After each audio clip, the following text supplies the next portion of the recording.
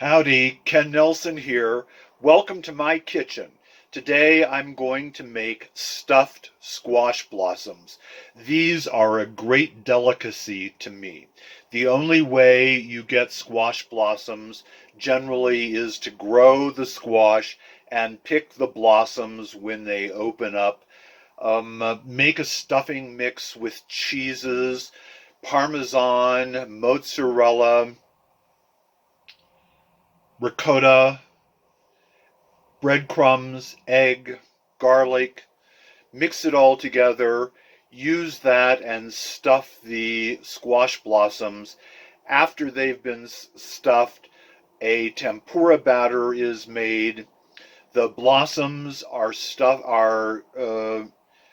placed into the tempura batter and then deep fried. They produce just a beautiful addition either to a meal as an appetizer with drinks. They're my very favorite. So here we go.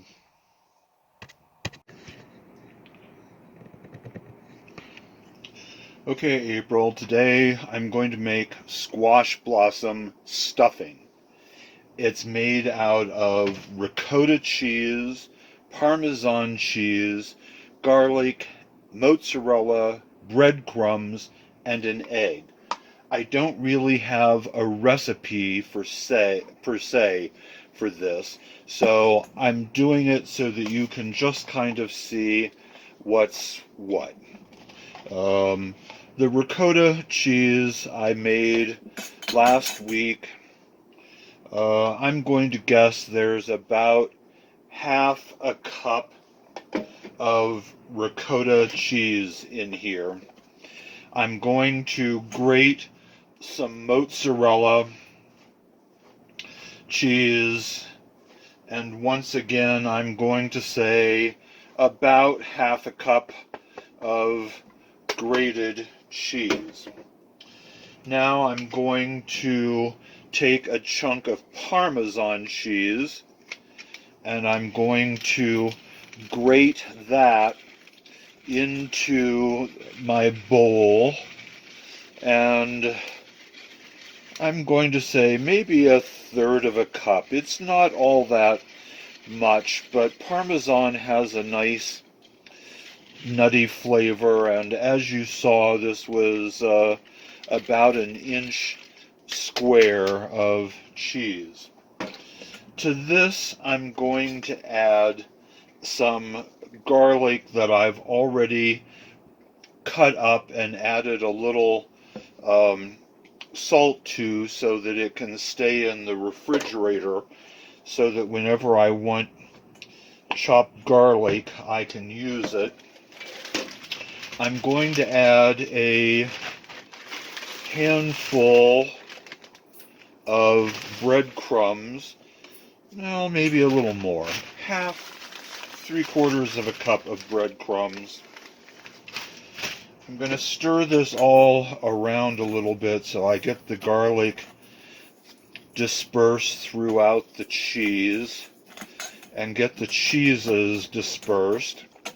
The ricotta likes to kind of bond together because it's got a little more moisture than the other cheeses, so I want to get that chopped up kind of coarsely and dispersed into this mix.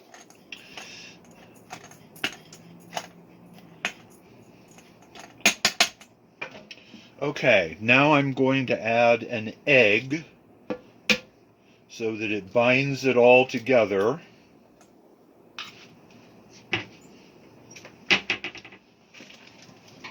A pinch or two of salt,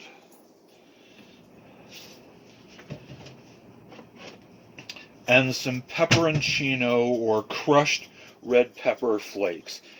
I like it so that it's got just a little pinch of heat, but not a lot. You could use jalapenos, finely diced, or you could even use a little bit of chili powder or cayenne powder. Just whatever you like to give it a little heat or a little a little flavor. The egg gets mixed in well, and this creates some moisture that holds everything together. The reason for adding the breadcrumbs is so that it gives a little levity to the cheese. Otherwise, if you just used all cheese with no breadcrumbs, when you dip this squash blossom into tempura and deep fry it, you'd have nothing more than a great big glop of cheese to bite into, and that could be kind of serious in terms of burning your mouth. So there's our cheese mixture.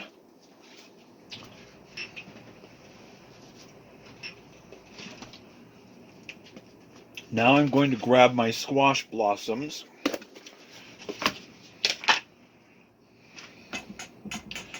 These I've put into a Tupperware or plastic container with a piece of tissue on the bottom. I don't always get enough to save them. I don't always get enough to use them all at one time, so I collect for 2 or 3 days. A spoonful of cheese mixture into the blossom, press it firmly into the bottom, then squeeze the petals together. This was a female blossom because it's got its baby zucchini attached to it, and just press that around. This next blossom was a male blossom. It doesn't have a zucchini attached. So we're just going to press the stuffing down in here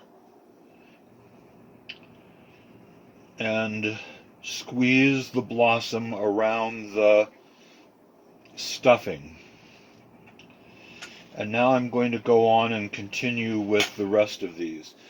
This blossom was picked yesterday, and it's kind of turning inward, so I just opened the petals out so that I could get my stuffing mixture in here.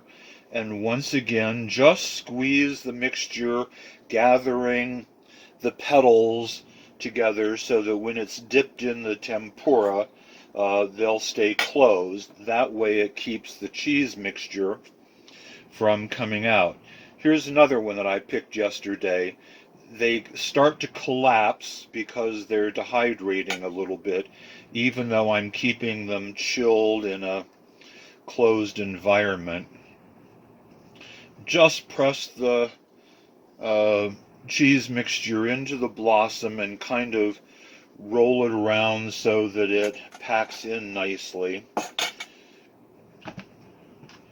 Here is another female blossom. It has the zucchini attached to the bottom of it. People sometimes don't realize that there are males and females, and the female blossoms grow on what is the beginning of a small zucchini. The male blossoms just grow on a thin stem like this. So it becomes pretty apparent which kind of a blossom this is. This blossom has really rolled up and curled inward. It does that so that it holds the pollen once it's been impregnated, if you will, or pollinated, and it keeps the pollen in there so that it's not going to get any other pollen. So there's another female squash blossom. So now I have some stuffing left. I'm going to put it into a Tupperware container and save it for later. I'm also going to put my stuffed blossoms back in my box because I'm doing this early in the morning and I'm not ready to cook them right now. They will stay and be perfectly fine. I also have a couple of little zucchinis where the blossoms have dried up. They did not get pollinated, and so the tips are turning a little bit yellow. When it comes time to deep fry these with tempura batter, I will trim these little yellow ends off, slice them in 2 or 3 lengths, leaving them intact at the stem end, and that way they'll hold some of the batter and become a little more crispy. So that's my recipe and how I make stuffed squash blossoms.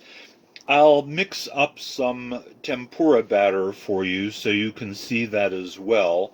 And these things aren't so much by measurement as they are by feel. And I know for the first time you do it, you may feel a little intimidated, but you just kind of learn by doing how to do these things. And if you're really concerned about this, you can always have just a little taste. Some people are nervous about raw eggs, but I'm 73 and I haven't died yet. So give it a shot. Okay, so now I'm going to put together the tempura batter. I've got about half a cup of flour that I'm using. I'm going to use some cornstarch and use about half a cup of cornstarch.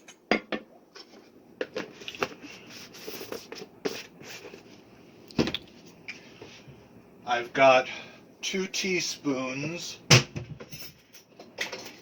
of baking powder that I'm going to add.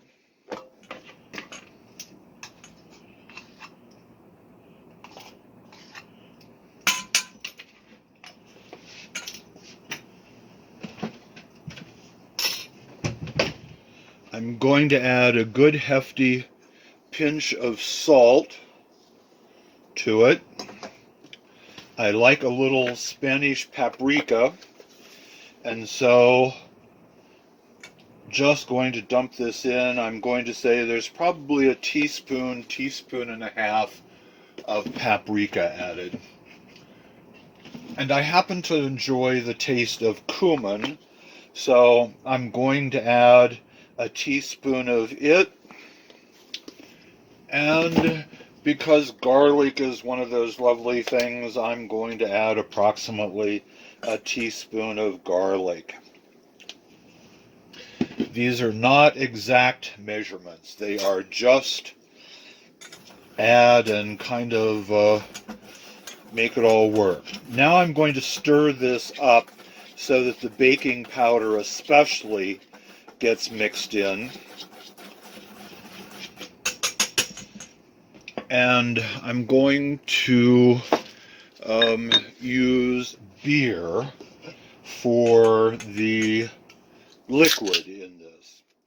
This is of no consequence especially, but I'm just using a beer that's inexpensive. It's Pabst Blue Ribbon. And then once it's kind of foamed up and quit foaming, I use a whisk and I mix this in, trying to moisten all of the flour and cornstarch so it's incorporated. This is a little thick for tempura batter, so I'm adding a little more beer at a time. I don't have a measurement for you, but this is about 3/4 of a can of beer, which is 12 ounces, to approximately a cup of flour cornstarch mixed.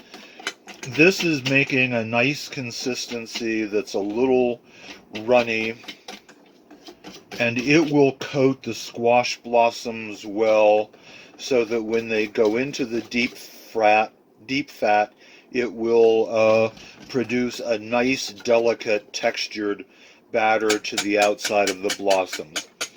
The trick here now is to let this set for at least an hour. It will hydrate the flour and the cornstarch. The batter will thicken a little bit. Save the little bit of beer that you have left in the can in the event you need to thicken it.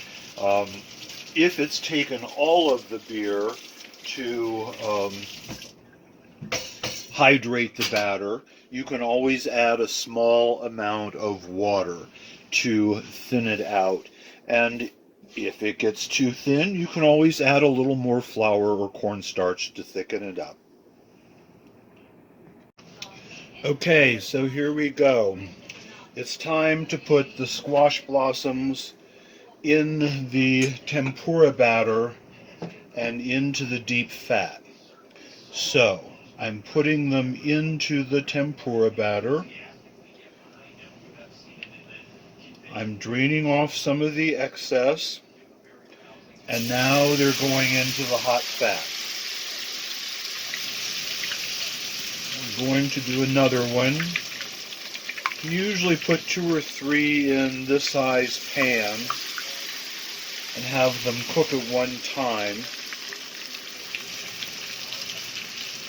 So I just want to make sure the whole blossom is coated with batter before it gets dropped in.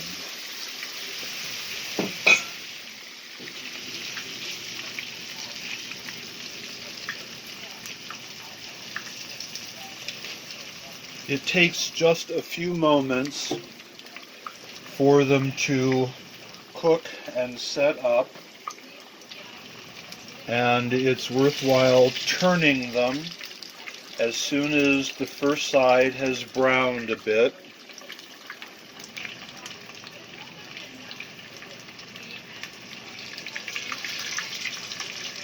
Now I'm going to skim off my excess batter that peeled loose from the squash blossoms so it doesn't burn. I've turned them over and they're browning on the second side.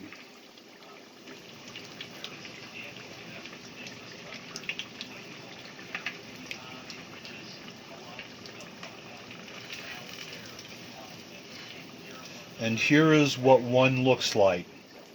I'm draining the oil and I'm going to put it on a pan with a paper towel to further drain.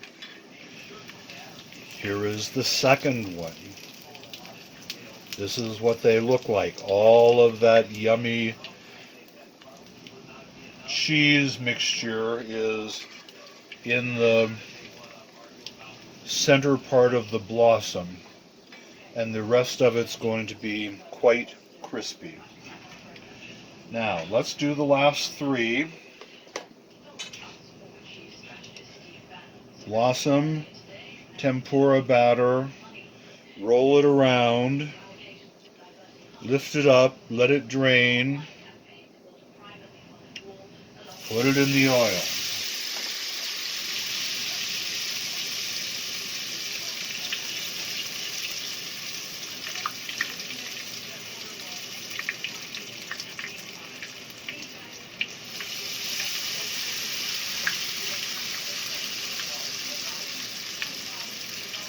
Just as a note, one can stuff these with just about anything you want. If you like ground meats, lamb, fish, whatever, make a mixture with some onions and some garlic and some breadcrumbs, and you'll be good to go.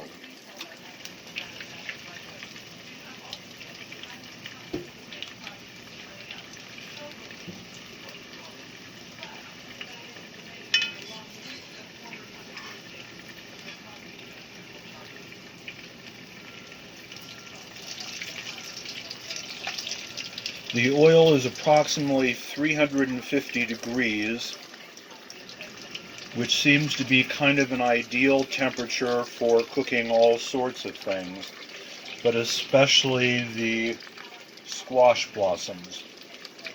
They will turn brown in just a few minutes. It will cook the cheese mixture and make for a lovely, lovely dinner or appetizer.